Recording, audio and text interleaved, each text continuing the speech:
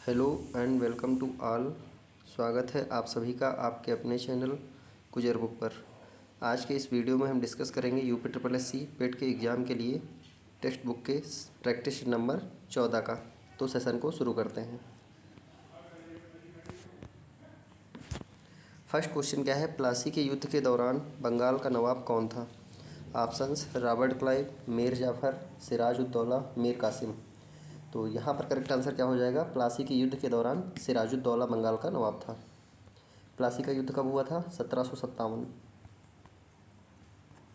और इनके बाद बंगाल का नवाब किसे बनाया गया था? मीर जाफ़र।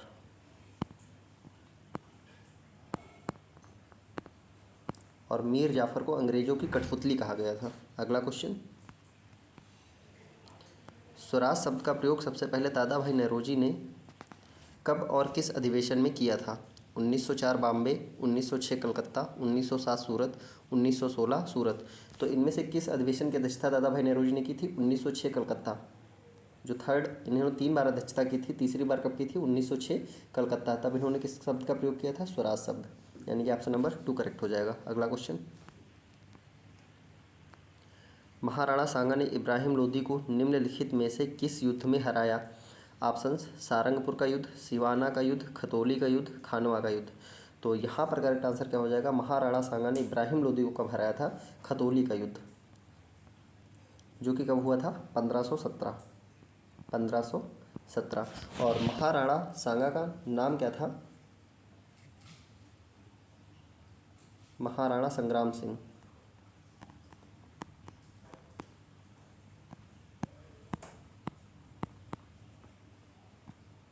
लेकिन ये महाराणा सांगा के नाम से फेमस थे। अगला क्वेश्चन, सूर्यसेन निम्नलिखित में से किससे संबंधित थे? 1857 का विद्रोह, विधानसभा की बमबारी नई दिल्ली, काकोरी रेल डकैती या चटगांव शस्त्रागार छापा। तो यहाँ पर करेक्ट आंसर क्या हो जाएगा? चटगांव शस्त्रागार छापा। यानी कि ऑप्शन नंबर 4 करेक्ट हो जाएगा। और ये कब हुआ था? 1930 में। और इनका उपनाम क्या था जिसके नाम से बहुत फेमस थे? मास्टर दा। मास्टर दा। अगला क्वेश्चन, निम्नलिखित में से कौन सही ढंग से मेल नहीं खाता है? सारनाथ, चार सिंह, रामपुरवा बैल, संकिसा घोड़ा, लौरिया नंदनगढ़ सिंह। तो यहाँ पर ये बताना है कि कौन सा गलत सुमेलित है। तो सारनाथ चार सिंह ये एकदम सही है। सारनाथ में चार सिंह, रामपुरवा में बैल है, और लौरिया नंदनगढ़ में क्या है? सिंह है। संकिसा घोड़ा ये गलत दिया गया है। यानी ऑप्शन नंबर क्या हो जाएगा? 3 करेक्ट हो जाएगा, क्योंकि संकिसा में किसका चित्र मिलता है? हाथी का। संकिसा में क्या है? हाथी। सारनाथ चार सिंह, रामपुरवा बैल, लौरिया नंदनगढ़ सिंह। अगला क्वेश्चन, गांधी इरविन समझौते को और किस रूप में जाना जाता है? दिल्ली समझौता, बॉम्बे समझौता, कलकत्ता समझौता या पूना समझौता। तो यहाँ पर करेक्ट आंसर क्या हो जाएगा? दिल्ली समझौता। और ये कब हुआ था? 1931, 5 मार्च, क्योंकि डेट के साथ पूछा जाता है ये, 5 मार्च 1931। अगला क्वेश्चन, 1564 में सम्राट अकबर ने इनमें से कौन सा भेदभाव पूर्ण कर समाप्त कर दिया था? ज़कात, खरज, जजिया या इनमें से कोई नहीं। तो 1564 में अकबर ने क्या समाप्त किया था? जजिया समाप्त किया था। जजिया एक प्रकार का कर था जो कि गैर मुस्लिमों से लिया जाता था, यानी जो हिंदू होते थे उनसे लिया जाता था जजिया। और ये कब समाप्त किया था? 1564 में। अगला क्वेश्चन, निम्नलिखित में से कौन सा भारत में जमींदारी प्रणाली के संदर्भ में सही नहीं है?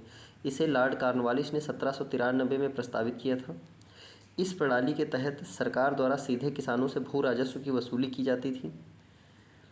इसे पश्चिम बंगाल, बिहार और उड़ीसा प्रांतों में प्रस्तावित किया गया था। किसानों की को यह व्यवस्था दमनकारी और शोषक लगी। तो यहाँ पर जमींदारी प्रणाली ये कौन लेके आया था? लॉर्ड कॉर्नवालिस 1793 में। तो ये एकदम सही है। हमें बताना है कौन सा गलत है। इसे पश्चिम बंगाल, बिहार और उड़ीसा प्रांतों में प्रस्तावित किया गया था, ये भी सही लिखा है। किसानों को यह व्यवस्था दमनकारी और शोषित लगी, तो ये भी सही लिखा है। तो कौन सा गलत हो जाएगा? Option number 2। इस प्रणाली के तहत सरकार द्वारा सीधे किसानों से भू राजस्व की वसूली की जाती थी, तो ऐसा नहीं था। इसके लिए जमींदार बनाए जाते थे, वो वसूल कर सरकार तक पहुँचाते थे। अगला क्वेश्चन,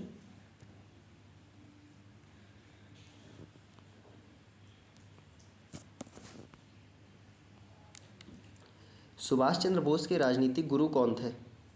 ऑप्शंस है एम.जी. रानाडे, महात्मा गांधी, गोपाल कृष्ण गोखले, चितरंजन दास। तो यहाँ पर करेक्ट आंसर क्या हो जाएगा? सुभाष चंद्र बोस के राजनीतिक गुरु कौन थे? तो ये चितरंजन दास थे। और इन्होंने 1923 में एम.एल. नेहरू के साथ मिलकर क्या बनाया था? स्वराज पार्टी। बहुत पूछी हुई है स्वराज पार्टी की स्थापना 1923 में चितरंजन दास और एम.एल. नेहरू ने की थी। अगला क्वेश्चन, निम्नलिखित को आरोही क्रम में व्यवस्थित कीजिए। ऑप्शंस क्या है? गांधी द्वारा सविनय अवज्ञा आंदोलन, गांधी द्वारा असहयोग आंदोलन, गांधी द्वारा चंपारण सत्याग्रह, साबरमती आश्रम की स्थापना।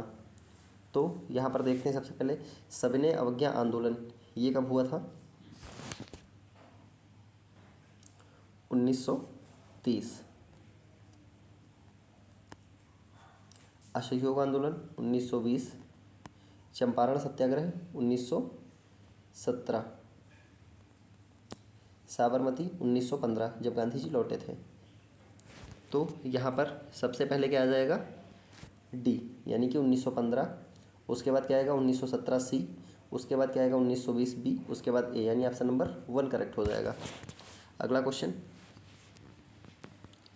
निम्नलिखित में से कौन सा दर्रा उत्तराखंड में स्थित है? इमेशला दर्रा, जेलेपला दर्रा, माना दर्रा या नाथुला दर्रा। तो यहाँ पर करेक्ट आंसर क्या हो जाएगा? उत्तराखंड में कौन सा स्थित है इनमें से? माना दर्रा। नीति लिपुलेख, नीति दर्रा, माना दर्रा और एक कौन सा है इंपॉर्टेंट? लिपुलेख। ये उत्तराखंड के इंपॉर्टेंट दर्रे हैं, लिपुलेख। अगला क्वेश्चन,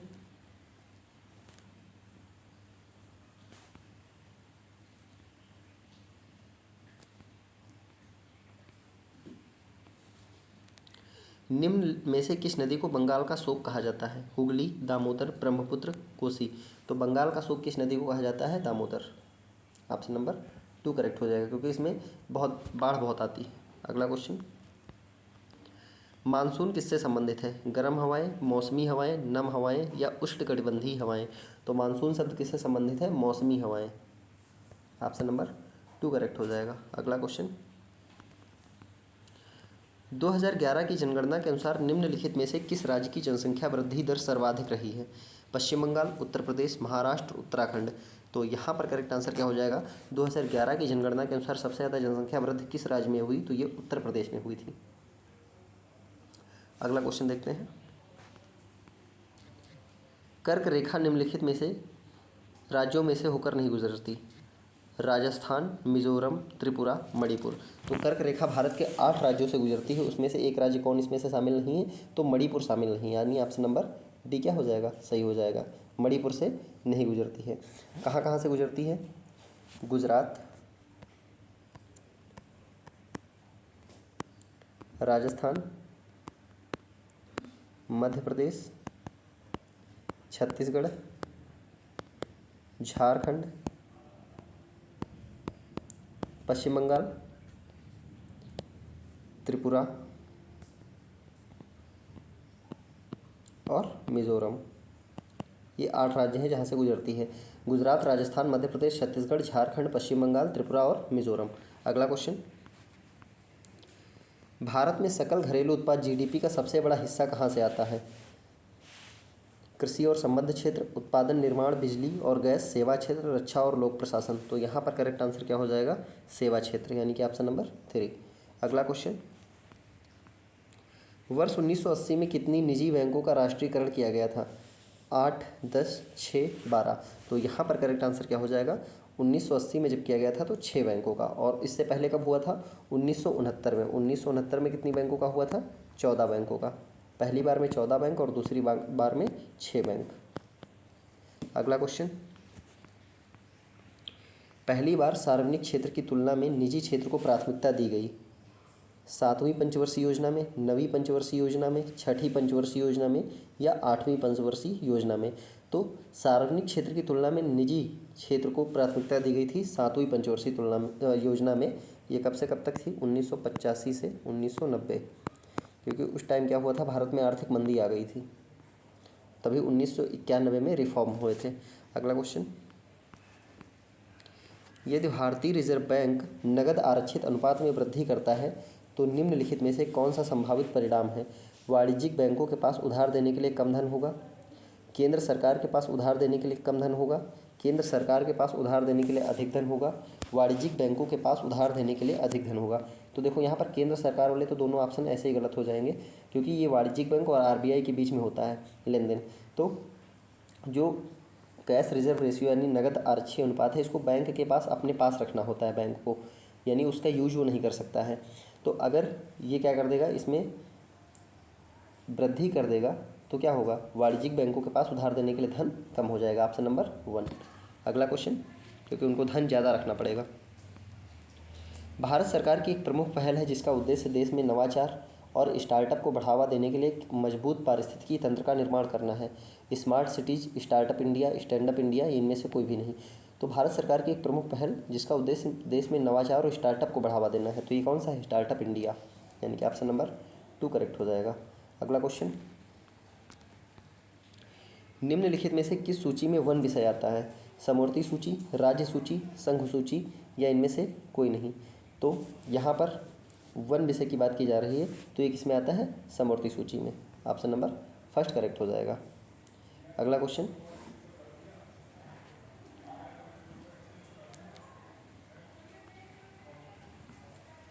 भारत के संविधान में प्रदान की गई न्यायपालिका और न्यायिक समीक्षा की स्वतंत्रता कहाँ से ली गई है? ब्रिटिश संविधान, अमेरिकी संविधान, कनाडा संविधान, वीमर संविधान। तो यहाँ पर करेक्ट, वीमर संविधान कहाँ का है, जर्मनी का है। क्वेश्चन पूछा जाता है कि जर्मनी के संविधान को किस नाम से जाना जाता है, तो वाइमर। अब न्यायपालिका और न्यायिक समीक्षा ये कहाँ से ली गई है, तो ये अमेरिकी संविधान से। ऑप्शन नंबर 2 करेक्ट हो जाएगा। अगला क्वेश्चन, भारत की संसद में होती हैं लोकसभा और राज्यसभा, राष्ट्रपति, लोकसभा, राज्यसभा, लोकसभा या राज्यसभा। तो भारत के संसद में कौन कौन शामिल होते हैं? राष्ट्रपति शामिल होता है, लोकसभा और राज्यसभा, यानी कि ऑप्शन नंबर 2 करेक्ट हो जाएगा। अगला क्वेश्चन, निम्नलिखित में से कौन मौलिक अधिकारों का हिस्सा नहीं है? अनुच्छेद 19, अनुच्छेद 29, अनुच्छेद 32, अनुच्छेद 39।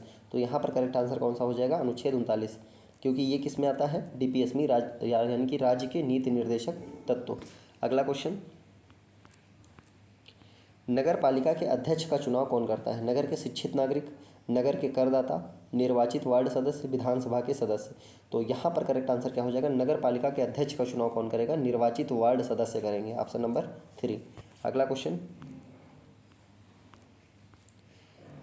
एक हार्स पावर किसके इक्वल होता है, यानी कि कितने वाट होते हैं उसमें? तो 500, 646, 846 या 746।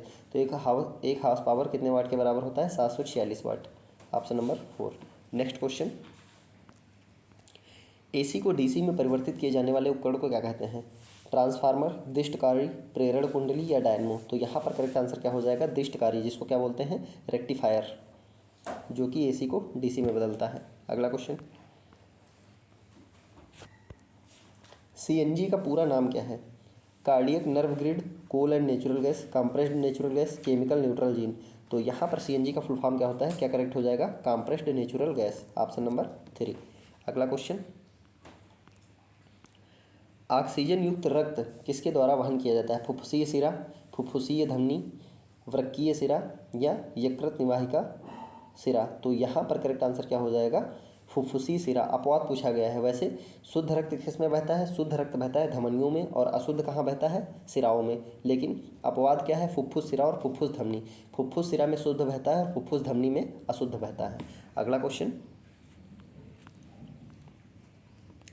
हमारे शरीर में विटामिन के की कमी के कारण क्या होता है?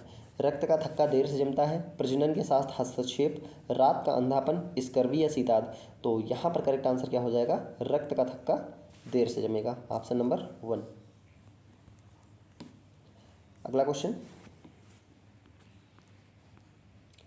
निम्न में से प्रकाश शब्द का पर्यायवाची है? ऑप्शंस क्या है? आलोक, प्रसून, मनुज, दल। तो यहाँ पर करेक्ट आंसर क्या हो जाएगा? प्रकाश का पर्यायवाची आलोक हो जाएगा। Option number 1। क्योंकि प्रसून किसका होता है? प्रसून होता है पुष्प। पुष्प हो जाएगा, सुमन हो जाएगा, फूल हो जाएगा, पुष्प, सुमन। इसके अलावा फूल हो जाएगा, कुसुम होता है। मनुज बोलते हैं मनुष्य को, यानी पुरुष, जन, नारी, आदमी। और दल किसे बोलते हैं? दल बोल सकते हैं इसको, जो इसमें फूलों में निकले होते हैं? पंखुड़ी, दल, पल्लव या पत्र? अगला क्वेश्चन, साकार शब्द का विलोम है आकार, विकार, अनाकार या निराकार? तो साकार मतलब जिसका कोई आकार है, और इसका विलोम क्या हो जाएगा? निराकार, जिसका कोई आकार नहीं है। एग्जैक्ट विलोम क्या होगा? निराकार। अगला क्वेश्चन, अपनी प्रशंसा स्वयं करने वाला, आत्मश्लाघी, आग्रह, आगत पथिका या आडंबर? तो अपनी प्रशंसा स्वयं करता है उसे क्या कहते हैं? आत्मश्लाघी। ऑप्शन नंबर 1 करेक्ट हो जाएगा यहाँ पर। अगला क्वेश्चन, निम्नलिखित में से शुद्ध वर्तनी का चयन करें, ज़्यादा, रात्रि, शुरू या वधु? तो यहाँ पर करेक्ट आंसर क्या हो जाएगा? शुरू। ऑप्शन नंबर 3, क्योंकि वधु का क्या होता है?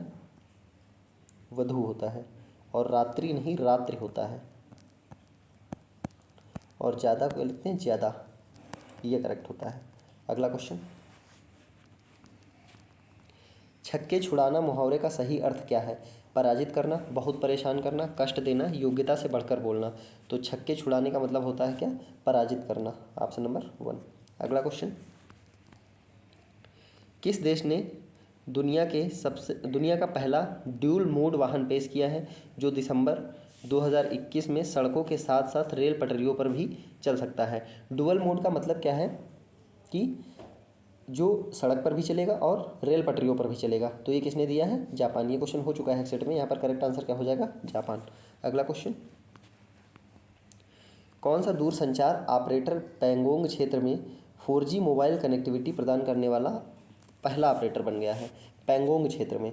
तो ऑप्शन क्या है? भारती एयरटेल, रिलायंस जियो, वोडाफोन आइडिया या भारत संचार निगम लिमिटेड यानी BSNL? तो यहाँ पर करेक्ट आंसर क्या हो जाएगा? Reliance Jio. Option number 2। Next question, June 2022 में किस राज्य में भारत का पहला लिक्विड मिरर टेलीस्कोप चालू किया गया है? Liquid mirror telescope, Himachal Pradesh, Tamil Nadu, Uttarakhand, Arunachal Pradesh? तो यहाँ पर करेक्ट आंसर क्या हो जाएगा?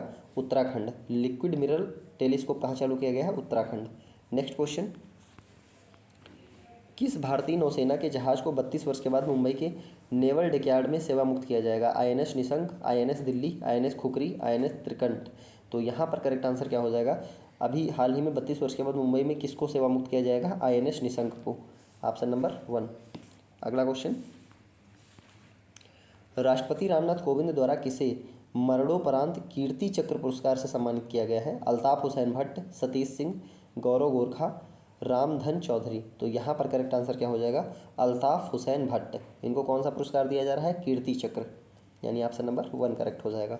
अगला क्वेश्चन, संघाई सहयोग संगठन यानी SCO ने को अपने सबसे नए सदस्य के रूप में स्वीकार करने की घोषणा की है? रूस, बांग्लादेश, थाईलैंड या ईरान? तो इसमें सबसे लेटेस्ट कंट्री कौन सा जुड़ा हुआ है? कौन सा करेक्ट हो जाएगा? ईरान।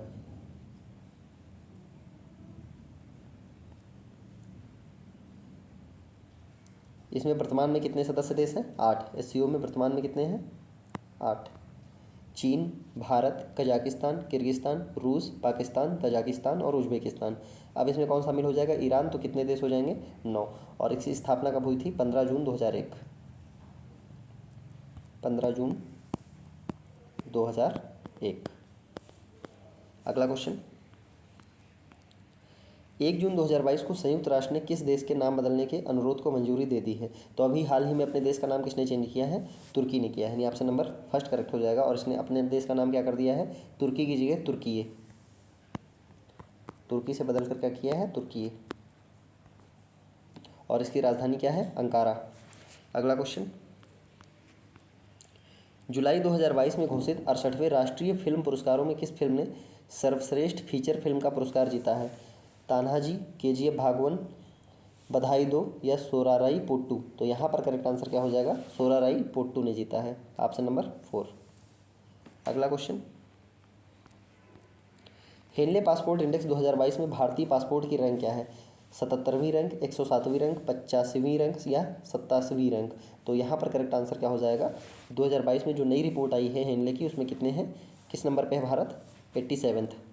अगला क्वेश्चन,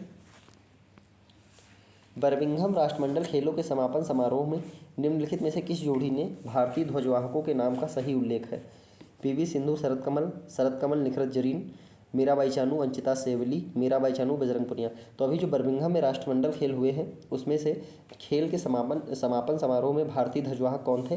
तो ये थे शरद कमल और Nikhat Zareen. Option number 2 correct हो जाएगा। अगला क्वेश्चन, किस दिन को अंतर्राष्ट्रीय बाघ दिवस के रूप में मनाया जाता है? 29 जुलाई, 21 जुलाई, 13 जुलाई, 28 जुलाई। तो यहाँ पर करेक्ट आंसर क्या हो जाएगा? 29 जुलाई। नेक्स्ट क्वेश्चन, आयरलैंड की राजधानी क्या है? ब्रुसेल्स, हेलसिंकी, ओटावा या डबलिन? तो आयरलैंड की राजधानी क्या है? डबलिन। यहाँ पर करेक्ट आंसर क्या हो जाएगा? डबलिन। ब्रुसेल्स कहाँ की किसकी है? बेल्जियम की है। Brussels Belgium. हेलसिंकी किसकी है? तो ये फिनलैंड की है। और ओटावा किसकी है? कनाडा की। अगला क्वेश्चन, जम्मू और कश्मीर की सीमा पर निम्नलिखित में से कौन सा राज्य है? उत्तराखंड, पंजाब, चंडीगढ़, हरियाणा। तो जम्मू और कश्मीर की सीमा पर कौन सा राज्य है? पंजाब। ऑप्शन नंबर 2 करेक्ट हो जाएगा यहाँ पर। अगला क्वेश्चन, एमनेस्टी इंटरनेशनल एक गैर सरकारी संगठन है जो मानवाधिकारों पर केंद्रित है। इसका मुख्यालय कहाँ है? Geneva, London, Paris, Vienna. तो इसका करेक्ट आंसर क्या हो जाएगा? एमनेस्टी इंटरनेशनल कहाँ पर है? लंदन में। शांति की बात करता है विश्व में, और इसकी स्थापना कब हुई थी? 1961। अगला क्वेश्चन, प्रसिद्ध वार्षिक मेला गंगा सागर मेला भारत के किस राज्य में आयोजित किया जाता है? बिहार, झारखंड, उत्तर प्रदेश या पश्चिम बंगाल? तो गंगा सागर मेला कहाँ पर लगता है? पश्चिम बंगाल में लगता है। ऑप्शन नंबर 4 करेक्ट हो जाएगा। अगला क्वेश्चन, डिस्कवरी ऑफ इंडिया पुस्तक के लेखक कौन है? महात्मा गांधी, सरदार वल्लभ भाई पटेल, इंदिरा गांधी या जवाहरलाल नेहरू? तो डिस्कवरी ऑफ इंडिया पुस्तक किसने लिखी है? ये लिखी है जवाहरलाल नेहरू ने। Option number 4। नेक्स्ट, हिंडोला महल कहाँ स्थित है? सिवनी, नरेसर, अनखाना या मांडू? तो यहाँ पर करेक्ट आंसर क्या हो जाएगा? जो हिंडोला महल है ये कहाँ स्थित है? मांडू में स्थित है। और ये कहाँ पड़ता है? मध्य प्रदेश में। मांडू मध्य प्रदेश में क्या स्थित है? हिंडोला महल। अगला क्वेश्चन, निम्नलिखित में से किसे भारत के इलेक्ट्रॉनिक शहर के रूप में जाना जाता है? मुंबई, बेंगलुरु, हैदराबाद, गुड़गांव? तो यहाँ पर करेक्ट आंसर क्या हो जाएगा? बेंगलुरु को जाना जाता है। और सिलिकॉन वैली कहाँ स्थित है? बेंगलुरु में ही है, silicon valley.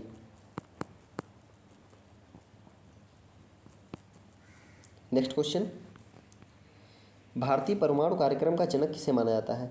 Doctor Homi Bhabha, Raja Ramanna, APJ Abdul Kalam या जवाहरलाल नेहरू? तो यहाँ पर करेक्ट आंसर क्या हो जाएगा? भारतीय परमाणु कार्यक्रम के जनक कौन है? Doctor Homi Jahangir Bhabha. Option number 1। अगला क्वेश्चन, और अंतरिक्ष कार्यक्रम का जनक किसे माना जाता है? ये इंपॉर्टेंट है। भारत में अंतरिक्ष कार्यक्रम का जनक ये कौन है? विक्रम साराभाई। विक्रम साराभाई। नेक्स्ट क्वेश्चन,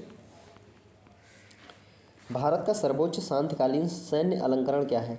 कीर्ति चक्र, परमवीर चक्र, अशोक चक्र, शौर्य चक्र। यानी शांति के समय में सबसे सर्वोच्च जो अलंकरण है वो क्या है? तो इसमें से करेक्ट आंसर क्या हो जाएगा? अशोक चक्र। Option number 3। तो फ्रेंड्स, ये था आज के सेशन का लास्ट क्वेश्चन। उम्मीद करते हैं सेशन आपको अच्छा लगा होगा। अगर सेशन अच्छा लगा है तो इसको लाइक करें, कमेंट करें और ज़्यादा से ज़्यादा शेयर करें। और जिसने अभी तक पिछली वीडियोज़ नहीं देखी हैं उसको कृपया वो पिछली वीडियोज़ ज़रूर देख लें। और इसकी PDF के लिए टेलीग्राम चैनल की लिंक आपको वीडियो के डिस्क्रिप्शन में मिल जाएगी, वहाँ से आप PDF ले सकते हैं। चैनल पर बने रहने के लिए धन्यवाद। और जिसने भी चैनल को सब्सक्राइब नहीं किया है प्लीज़ चैनल को सब्सक्राइब कर लें। धन्यवाद।